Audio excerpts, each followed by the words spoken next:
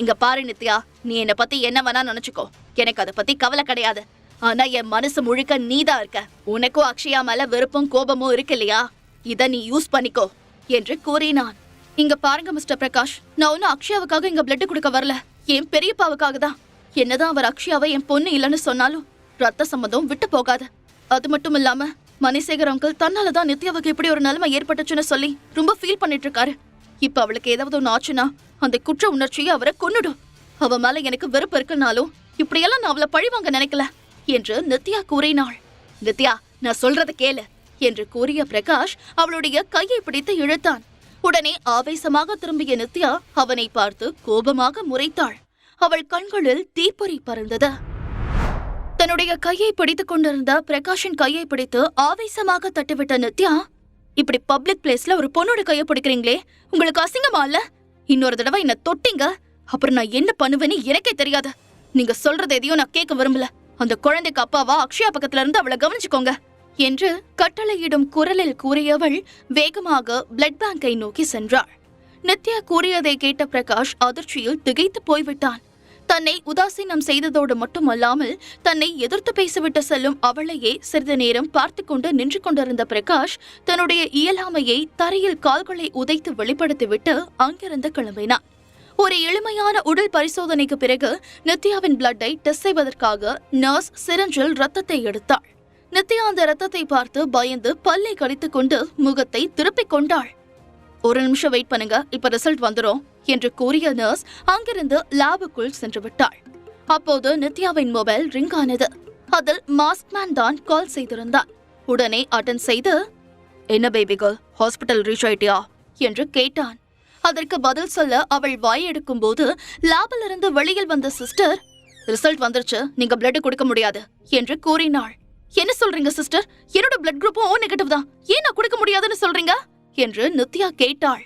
நீங்க எப்ப கன்சீவா இருக்கீங்க, இந்த நேரத்துல நீங்க பிளட் கொடுக்க கூடாது என்று அந்த நர்ஸ் கூறியதை கேட்டவுடன் நித்யா அப்படியே அதிர்ச்சியில் உறைந்து போய் நின்று விட்டாள். இது அனைத்தையும் மறுமுனையில் இருந்து கேட்டுக்கொண்டிருந்த மாஸ்க்மேனும் திகைத்து போனான். நிஜமாவே என் பேபி கேர்ள் கன்சீவா இருக்காளா? நான் அப்பாவாக போறேனா, இல்ல என் காதுல தான் ஏதாவது தப்பா விழுந்துருச்சா என்று யோசித்தவன், ஹலோ ஹலோ பேபி கேர்ள், லைன்ல இருக்கியா, என்ன ஆச்சு என்று கத்தினான். ஆனால் நித்யாவிடமிருந்து எந்த பதிலும் இல்லை.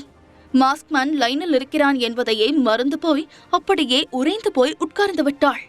நித்யாவால் தன்னுடைய காதுகளையே நம்ப முடியாமல், நிஜமாவே நான் கன்சீவா இருக்கனா? ஆனா நேத்து கூட நான் கருத்துட மாத்திரை போட்டுக்கிட்டேனே, அப்புறம் எப்படி கன்சீவ் ஆக முடியும்? ஒருவேளை இந்த சிஸ்டர் வேற யாரோட ரிசல்ட்டையாவது என்கிட்ட சொல்லிட்டாங்களா? இல்லையே, இங்க நான் மட்டும் தானே இருக்கேன். அப்படின்னா நான் நிஜமாவே அம்மாவாக போறேனா? குழந்தைக்காக ரொம்ப எங்கிட்டு இருக்கிற மாஸ்க்மேன் கிட்ட இந்த விஷயத்த சொன்னா அவரோட ரியாக்ஷன் எப்படி இருக்கும்? இல்ல வேண்டாம், இப்ப சொல்ல வேண்டாம். எதுவா இருந்தாலும் இன்னொரு தடவை டாக்டர் கிட்ட கன்ஃபார்ம் பண்ணிக்கிட்டு சொல்லலாம் என்று யோசித்தவள் ரிப்போர்ட்டை எடுத்துக்கொண்டு கைனகாலஜி டிபார்ட்மெண்ட்டை நோக்கி சென்றாள். நித்யாவின் ரிப்போர்ட்டை வாங்கி பார்த்த டாக்டர் அவளை பரிசோதித்து விட்டு, எஸ் யூ ஆர் பிரெக்னன்ட் என்று கூறினார். டாக்டர், நிஜமாதான் சொல்றீங்களா என்று அவள் சந்தேகமாக கேட்கவும், ஆமாமா, இப்ப உங்க வயித்துல 5 வார கரு வளர்ந்துட்டு இருக்கு என்று கூறினார். அந்த வார்த்தையை கேட்டவுடன் நித்யாவிற்கு வானத்தில் சிறகடித்து பறப்பது போல இருந்தது. குழந்தைகள் என்றால் அவளுக்கு மிகவும் பிடிக்கும். அந்த வரம் இந்த ஜென்மத்தில் தனக்கு கிடைக்கப் போவதில்லை என்று தெரிந்தது. அது மட்டுமில்லாமல் பிரகாஷும் அவளை விட்டு பிரிந்து சென்று விட்டான். அவ்வளவுதான், இனிமேல் தன்னுடைய வாழ்க்கையே முடிந்து விட்டது என்று அவள் நினைத்துக் கொண்டிருந்த நேரத்தில்தான் வறண்டு போயிருந்த அவள் வாழ்க்கையில் வந்த வசந்தமாய் அவள் முகம் தெரியாத மாஸ்க்மேனை சந்தித்தாள்.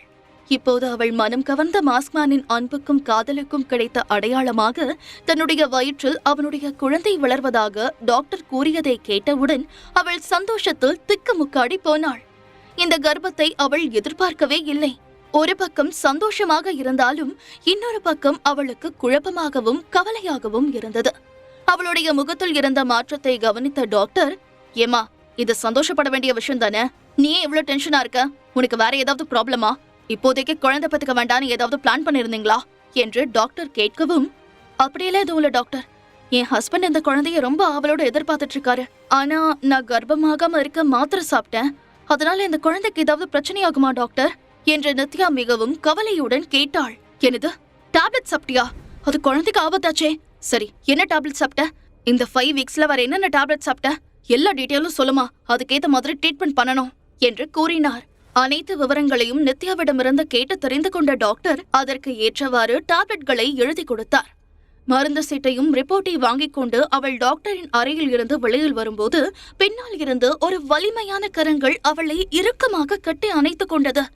அவனை பார்த்தவுடன் திகைத்து போன நித்யா, நீங்க எப்படிங்க என்று கேட்டாள்.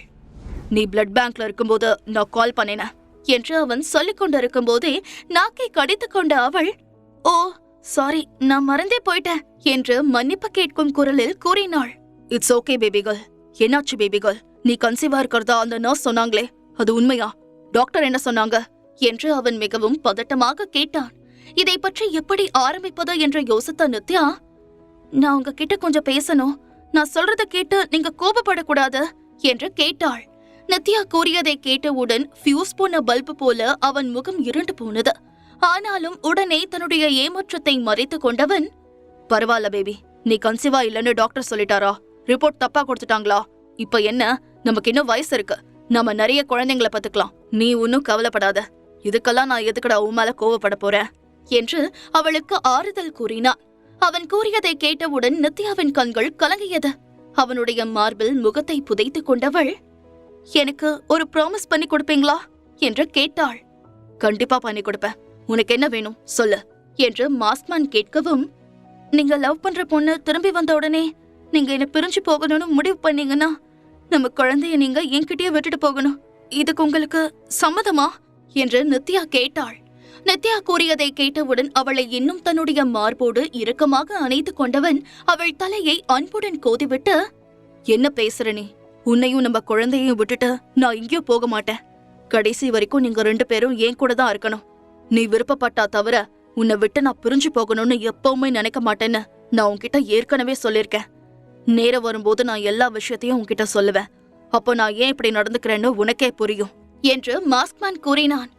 ஆனா அந்த ஹேர்பண்ட் இன்னும் உங்ககிட்ட தானே இருக்கு என்று நித்யா தயக்கத்துடன் மெல்லிய குரலில் கேட்டாள். இல்ல பேபி, அது இப்ப என்கிட்ட இல்ல. அத நான் ஒரு பாக்ஸ்ல வச்சு என்னோட கபோர்ட்ல வச்சுட்டேன். உனக்கு சந்தேகமா இருந்தா நீயே அதை எடுத்து செக் பண்ணி பாரு என்று மாஸ்க்மேன் கூறினான். இல்ல நான் அப்படியெல்லாம் உங்களை செக் பண்ணணும்னு நினைக்கல. அதுக்கான தகுதியும் எனக்கு கிடையாது. உங்க மனசு கஷ்டப்படுற மாதிரி நான் ஏதாவது பேசிருந்தா தயவு செஞ்சு என்ன மன்னிச்சிருங்க. எனக்கு மனசு ரொம்ப கஷ்டமா இருந்துச்சு, அதனாலதான் நான் அப்படி பேசிட்டேன் என்று அவள் கூறினாள். நீ திரும்ப திரும்ப முட்டாள்தனமா பேசிட்டு இருக்க. என் மேல இருக்கிற உரிமையில தான் நீ அப்படி பேசினன்னு எனக்கு புரியுது.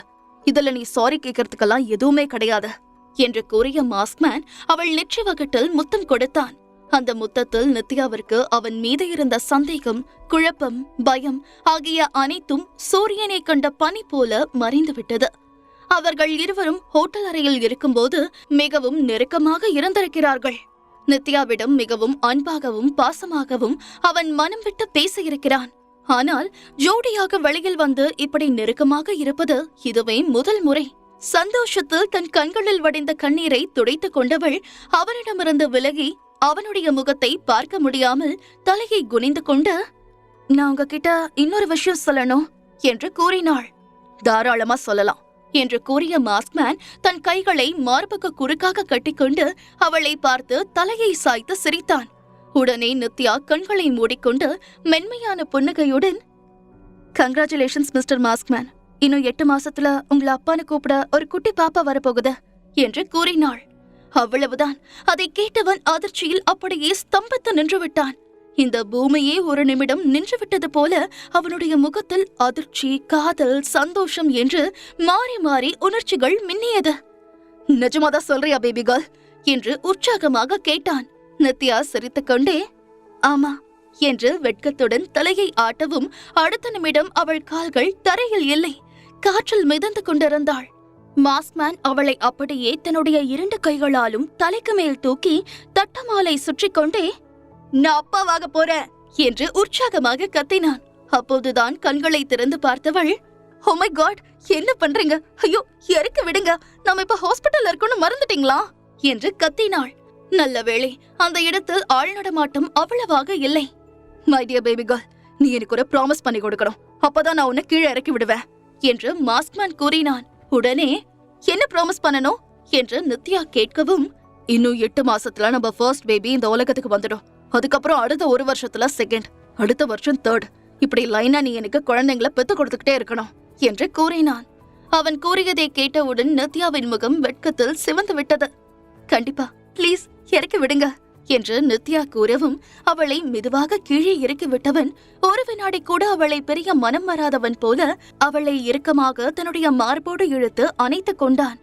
ரொம்ப தேங்க்ஸ் பேபி, நான் இப்ப எவ்வளவு சந்தோஷமா இருக்கேன் தெரியுமா? இதுக்கெல்லாம் காரணம் நீதான் என்று கூறி அவள் கண்களில் முத்தம் கொடுத்தான்.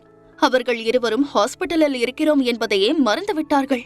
இந்த உலகத்தில் தங்களை தவிர யாருமே இல்லை என்பது போல இருவரும் தங்களை மறந்து ஒருவர் முகத்தை ஒருவர் பார்த்து கொண்டிருந்தார்கள். அப்பொழுது அவர்களுக்கு அருகில், டேய் அவளை விடுடா என்று இடிமுழக்கம் போல ஒரு குரல் கேட்டது. அப்போதும் அவர்கள் இருவரும் ஒரு அங்குலம் கூட அசையாமல் மெய்மறந்து நின்று கொண்டிருந்தார்கள்.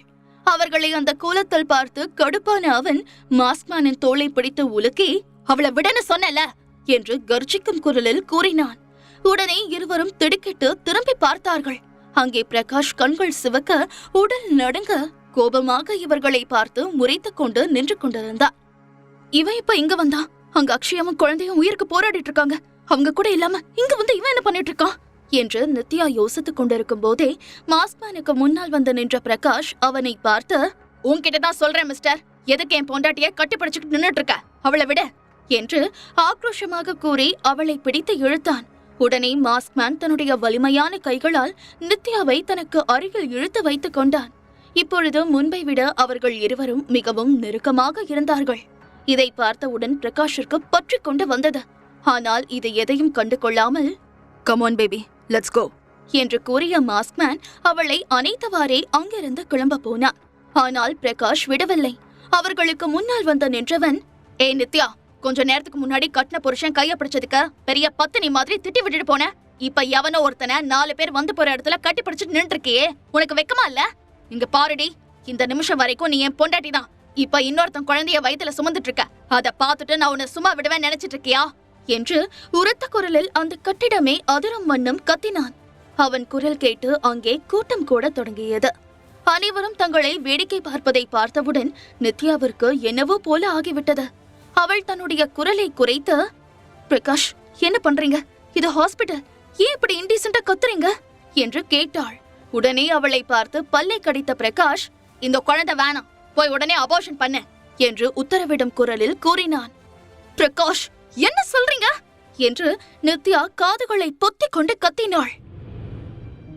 முழு கதையையும் கேட்டு மகிழ பாக்கெட் FM ஆப்பை டவுன்லோட் செய்யுங்கள்.